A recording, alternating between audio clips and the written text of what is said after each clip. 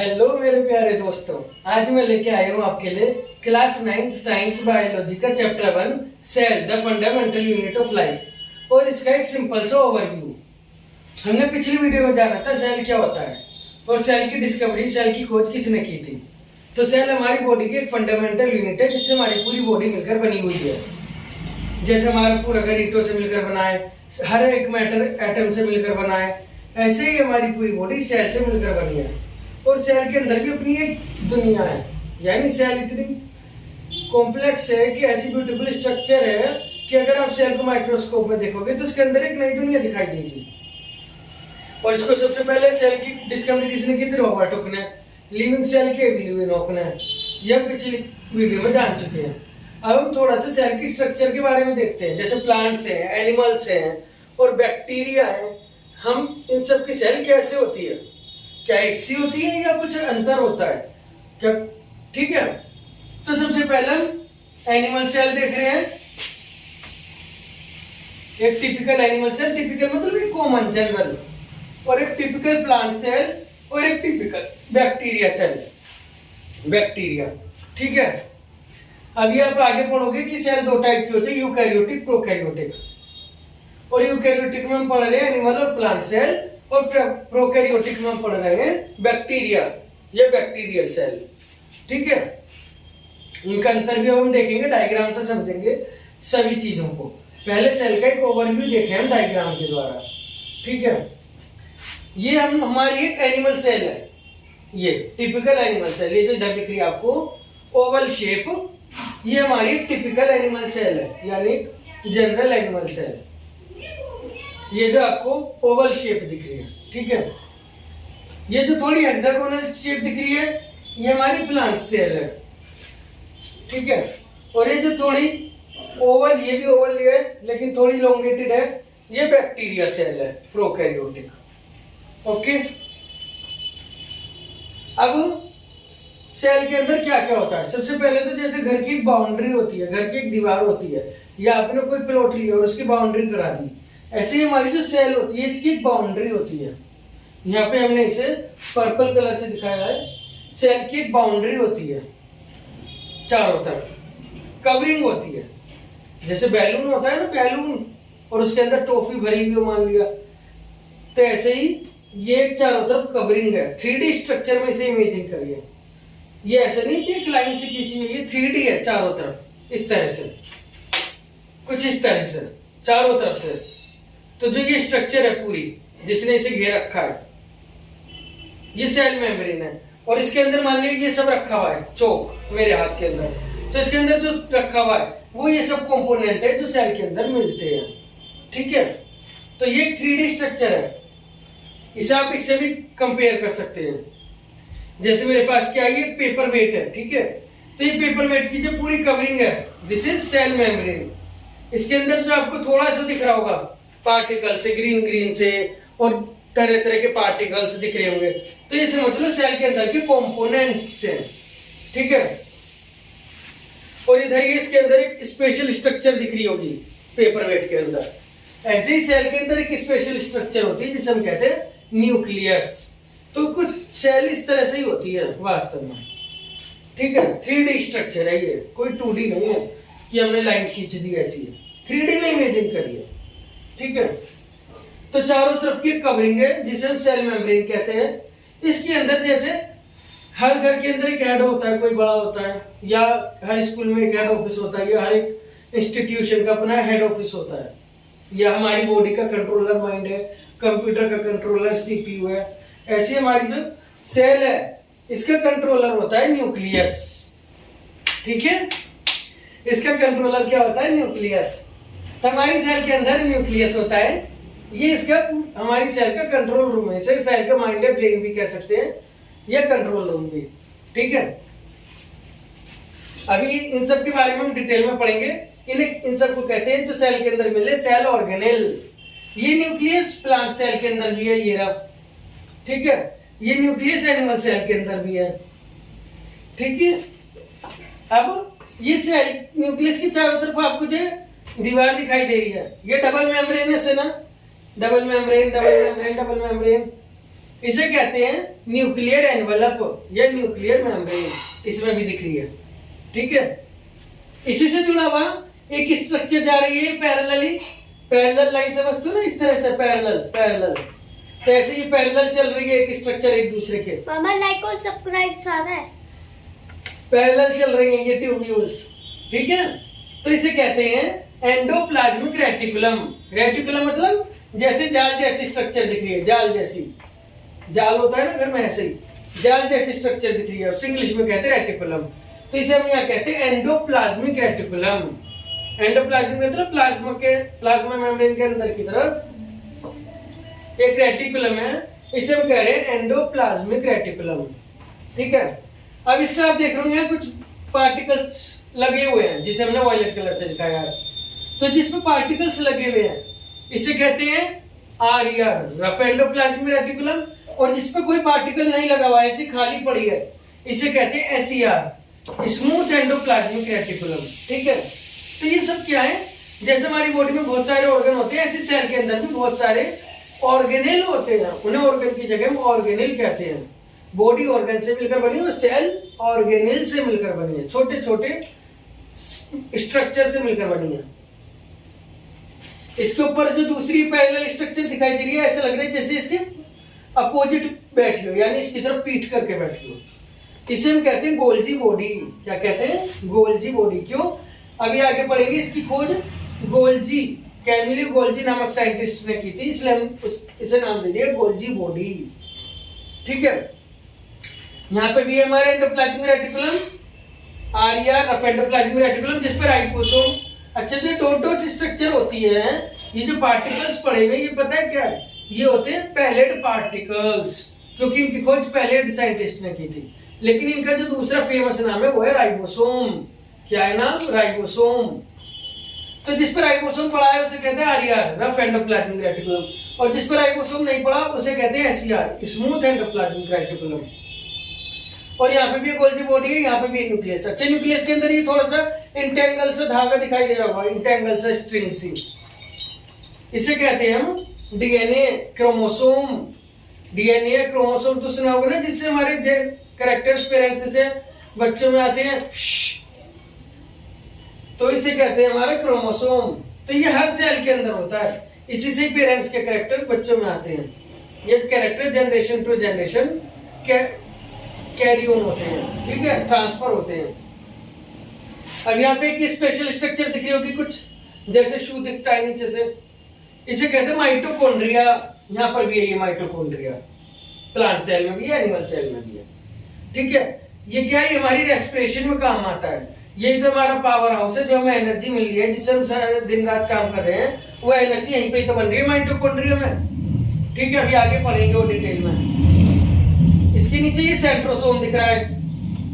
ये सेंट्रोसोम क्या है? सेंट्रोसोम एक स्ट्रक्चर है जो सेल डिवीजन में काम आता है, लेकिन ये प्लांट सेल में नहीं होता। ये ऐसा ऑर्गेनेल है सेंट्रोसोम जो प्लांट सेल में नहीं होता, केवल एनिमल सेल में होता है। तो आपको ध्यान रखना है, सेंट्रोसोम केवल एनिमल सेल में होता है, प्लांट सेल में नहीं होता। ठीक है, इसके बाद छोटी छोटी स्ट्रक्चर दिख रही है, छोटे छोटे बैग से, इन्हें वैक्यूल कहते हैं। ये एनिमल सेल में छोटे ही होते हैं, हो भी सकते हैं नहीं भी, लेकिन प्लांट सेल में बहुत बड़ी होती है। ये बैग जैसी स्ट्रक्चर स्टोर हाउस है, जैसे घर में स्टोर हाउस होता है, ऐसी प्लांट सेल का स्टोर हाउस है, इसे हम वैक्यूल कहते हैं। स्टोर हाउस को वैक्यूल। ये सब अलग अलग नाम दिए गए हैं इसके अंदर मिलने वाले कंपोनेंट्स को। ठीक है, जैसे हमारी बॉडी में ऑर्गन्स होता है, स्टमक, हार्ट, ब्रेन, नाम है ना इन सबके, ऐसी सेल के अंदर भी बहुत सारे कंपोनेंट है, उन सबके ये नाम दिए गए हैं। तो ये वैक्यूल है। ठीक है, इसके अलावा यहाँ पे छोटे से बैग और दिख रहे होंगे, इन्हें कहते हैं लाइसोसोम। अभी इनके बारे में भी आगे पढ़ेंगे। ये छोटी सी गोल स्ट्रक्चर पड़ी है बबल्स लाइक, इन्हें कहते हैं लाइसोसोम। ठीक है, ये प्लाज्मा मेम्ब्रेन, ये सेल मेम्ब्रेन बताई दी, आउटर मोस्ट बाउंड्री। इसके अंदर फ्लूइड जो भरा हुआ है, जिसे हम डॉट डॉट से दिखाया गया है, इसे कहते हैं साइटोप्लाज्म। सेल के अंदर भरा हुआ फ्लूइड साइटोप्लाज्म। ठीक है, क्या कहते हैं? साइटोप्लाज्म। अच्छा, प्लांट सेल में आपको एक और बाउंड्री दिख रही होगी, दो बाउंड्री दिख रही होगी। एनिमल सेल में एक ही बाउंड्री है, प्लांट सेल में आपको दो बाउंड्री दिख रही है। तो प्लांट सेल में जो एक और बाउंड्री होती है बाहर की तरफ, आउटर साइड पे, जिसे हमने यहाँ ब्लू कलर से दिखाया है, इसे कहते हैं सेल वॉल। क्या कहते हैं, सेल वॉल। ये सेलुलोज की बनी होती है। सेलुलोज एक कार्बोहाइड्रेट है, पॉलीसेकेराइड है, ठीक है। ये डेड होती है सेल वॉल। डेड मतलब यहाँ पे कोई साइटोप्लाज्म प्रेजेंट नहीं है। लिविंग पार्ट उसे माना जाता है जहाँ साइटोप्लाज्म प्रेजेंट हो, ठीक है। इसके अलावा प्लांट सेल में आपको एक स्पेशल स्ट्रक्चर दिख रही होगी, क्लोरोप्लास्ट, ग्रीन कलर की। हाँ, ये वही क्लोरोप्लास्ट है जिसमें क्लोरोफिल भरा होता है और जिससे प्लांट अपना फूड खुद बनाते हैं।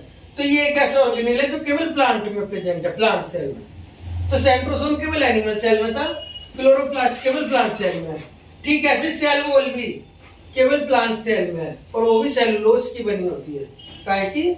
सेलुलोज एक पॉलीसेकेराइड कार्बोहाइड्रेट है। इसके अलावा प्लांट सेल में जो वैक्यूल होती है ये लार्ज होती है, लार्ज सेंट्रल वैक्यूल बीच में है ना। आप भी देखिए न्यूक्लियस बीच में है एनिमल सेल में, लेकिन प्लांट सेल में वैक्यूल बीच में, इन्हें न्यूक्लियस को थोड़ा साइड में धकेल दिया है, तो लार्ज सेंट्रल वैक्यूल होती है। जबकि एनिमल सेल में स्मॉलर वैक्यूल्स होती हैं जो 2 से 4 या 5 हो सकती है, नहीं भी हो सकती। बाकी चीजें सेम है दोनों में।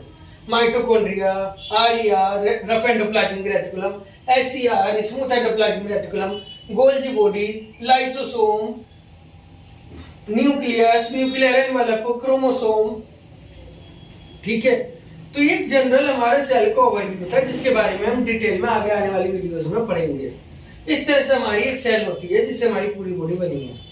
अच्छा, ये जो जितनी भी ऑर्गेनेल है मैंने केवल प्लांट सेल और एनिमल सेल में बताए हैं, क्योंकि बैक्टीरियल सेल में होते ही नहीं है, इसलिए हम प्लांट सेल या एनिमल सेल को यूकैरियोटिक सेल कहते हैं। यूकैरियोटिक क्यों? क्योंकि इनके अंदर न्यूक्लियस है। यू मतलब ट्रू, कैरियन मतलब न्यूक्लियस। इनके अंदर वास्तव में न्यूक्लियस प्रेजेंट है और बाकी सारे सेल ऑर्गेनेल भी हैं, ठीक है। तो इसे कहते हैं eukaryotic cell organelle, eukaryotic cell, ठीक है।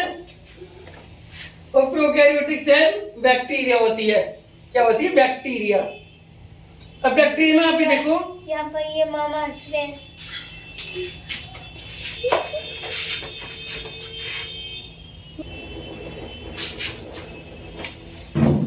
प्रोकैरियोटिक सेल, इसके अंदर आप देखो ये क्रोमोसोम पड़ा है, डीएनए पड़ा हुआ है, लेकिन इसमें क्रोमोसोम या डीएनए के चारों तरफ एक कवरिंग है जिसे हम न्यूक्लियर एनवेलप कह रहे हैं। इसमें भी एक कवरिंग है जिसे हम न्यूक्लियर एनवेलप या न्यूक्लियर मेम्ब्रेन कह रहे हैं। क्या यहाँ पे कोई कवरिंग दिखाई दे रही है चारों तरफ? नहीं दिखाई दे रही, इसलिए इसे हम कहते हैं न्यूक्लियोइड। और इसी वजह से हम इसे कहते हैं प्रोकैरियोटिक सेल। प्रो मतलब प्रिमिटिव, कैरियन मतलब न्यूक्लियस जिसमें पुराने टाइप का न्यूक्लियस है। असल में ये वाली सेल ऐसा माना जाता है जब लाइफ की शुरुआत हुई थी अर्थ पे, तो सबसे पहले यही वाली सेल आई थी और इनमें न्यूक्लियर डीएनए ऐसे ही पड़ा हुआ था, क्रोमोसोम ऐसे ही पड़ा हुआ था साइटोप्लाज्म में, सेल के अंदर। उसके चारों तरफ कोई कवरिंग नहीं थी, तो इसलिए इसे न्यूक्लियोइड कहते हैं। और ये प्रोकैरियोटिक सेल और यूकैरियोटिक सेल का सबसे बड़ा अंतर है। दूसरा, मैंने आपको यूकैरियोटिक सेल में इतने सारे सेल ऑर्गेनेल बताए, RER, SER, Golgi body, right, mitochondria, chloroplast, centrosome, पर प्रोकैरियोटिक सेल में एक भी नहीं बताया, क्योंकि प्रोकैरियोटिक सेल में एक ही सेल ऑर्गेनेल होता है, वो है राइबोसोम, और कोई भी सेल ऑर्गेनेल इसके अंदर नहीं होता प्रोकैरियोटिक सेल में। ऐसा क्यों? एक और चीज देखो, ये जितनी भी सेल ऑर्गेनेल आप देख रहे हो, इसके चारों तरफ एक बाउंड्री है, इसकी अपनी एक बाउंड्री है गोल्जी बॉडी की, आरईआर, एसईआर की अपनी बाउंड्री है, न्यूक्लियस की अपनी बाउंड्री है, लाइसोसोम की अपनी बाउंड्री है, क्लोरोप्लास्ट की अपनी बाउंड्री मतलब एक कवरिंग है इनके पास। जबकि जो राइबोसोम है ये डॉट लाइक स्ट्रक्चर है, बस पार्टिकल की तरह पड़ा है, इसकी कोई बाउंड्री नहीं है, कोई मेम्ब्रेन नहीं है, मतलब इसके चारों तरफ। तो इसमें केवल वही सेल ऑर्गेनेल हो सकते हैं जिनके चारों तरफ कोई बाउंड्री ना हो, कोई मेम्ब्रेन ना हो। तो इसलिए इसमें राइबोसोम मिलता है, क्योंकि इसमें मेम्ब्रेन वाले सेल ऑर्गेनेल नहीं मिलते, केवल नॉन मेम्ब्रेनस सेल ऑर्गेनेल मिलते हैं जिनमें मेम्ब्रेन ना हो। ये दूसरा खास अंतर है प्रोकैरियोटिक और यूकैरियोटिक में, ठीक है। इसके अलावा इसमें सेल वॉल भी है, सेल मेम्ब्रेन भी है, एक हेयर लाइक स्ट्रक्चर जो बड़ी है, ये फ्लैजिला है, चलने के लिए काम आती है, और ये प्लाई है, PILLI प्लाई, छोटे छोटे हेयर लाइक स्ट्रक्चर। इनके बारे में एनसीईआरटी में नहीं बताया है, और साइटोप्लाज्म इसके अंदर भरा हुआ है, ठीक है। अब आपने ध्यान दिया होगा कि इसके अंदर भी सेल मेम्ब्रेन है, ये जिसे हम प्लाज्मा मेम्ब्रेन कहते हैं एनिमल सेल में। प्लांट सेल के अंदर भी सेल मेम्ब्रेन है, ठीक है। ये वाली कवरिंग आपको दिख रही है रेड कलर से, ये इसकी सेल मेम्ब्रेन है, लिखा हुआ, ठीक है। और प्रोकैरियोटिक सेल के अंदर भी सेल मेम्ब्रेन है, ये रहा। तो सेल मेम्ब्रेन एक ऐसी स्ट्रक्चर है जो तीनों में ही यूनिवर्सल है, यानी प्रोकैरियोटिक में भी है, यूकैरियोटिक में भी है, और यूकैरियोटिक में भी प्लांट एनिमल सबके अंदर है। इसके अलावा राइबोसोम एक ऐसा सेल ऑर्गेनेल है जो यूनिवर्सल है, वो भी सबके अंदर है। प्रोकैरियोटिक में भी, यूकैरियोटिक में भी, और यूकैरियोटिक में भी, प्लांट एनिमल दोनों में है, ठीक है। इसके अलावा तीनों में ही साइटोप्लाज्म भरा हुआ है। इसके अंदर भी एक फ्लूइड है जिसे हम साइटोप्लाज्म कह रहे हैं, इसमें भी फ्लूइड भरा हुआ है साइटोप्लाज्म, इसमें भी फ्लूइड भरा हुआ है साइटोप्लाज्म। बाकी और कोई ऐसी समानता या सिमिलैरिटी नहीं है जो तीनों में कॉमन हो। अगर कोई और है तो वो सेल वॉल केवल प्लांट सेल में और बैक्टीरिया सेल में, और इनकी स्ट्रक्चर में भी अंतर होता है जो इस क्लास में आपके नहीं है। तो इस तरह से मैंने प्रोकैरियोटिक यूकैरियोटिक सेल समझाए, इनका अंतर समझाया, ठीक है। तो आपने इनके अंदर जो सब देखा ये सब इनके कंपोनेंट है। जैसे हमारा घर होता है, घर के अंदर ड्राइंग रूम होता है, किचन होती है, एक बेडरूम होता है, एक प्ले रूम भी हो सकता है, एक मंदिर होता है, ठीक है। ऐसे ही जो हमारी सेल है इसके अंदर भी बहुत सारे डिविजन्स बने गए हैं, डिविजन्स बनाए गए हैं, और वो डिविजन्स अलग अलग काम करते हैं, उन्हें कहते हैं सेल ऑर्गेनेल। जैसे किचन में खाना बनता है, बेडरूम में सोते हैं, ड्राइंग रूम में बैठते हैं, ऐसे ही सब कंपार्टमेंट्स, इन अलग अलग डिविजन्स, इन अलग अलग सेल ऑर्गेनेल्स का भी अलग अलग काम है। जैसे प्लांट में क्लोरोप्लास्ट फूड बनाता है, माइटोकॉन्ड्रिया एनर्जी बनाता है, ठीक है। RER SER इनके भी अपने काम होते हैं, प्रोटीन लिपिड बनाने के, अभी आगे पढ़ोगे। सेंट्रोसोम सेल डिवीजन में हेल्प करता है, वैक्यूल फूड को स्टोर करता है, ठीक है। तो इस तरह से सेल के अंदर की स्ट्रक्चर होती है, यही सब सेल ऑर्गेनेल है। न्यूक्लियस सेल को कंट्रोल करता है, सेल मेम्ब्रेन या प्लाज्मा मेम्ब्रेन इसकी बाउंड्री होती है जो उसको प्रोटेक्ट करती है,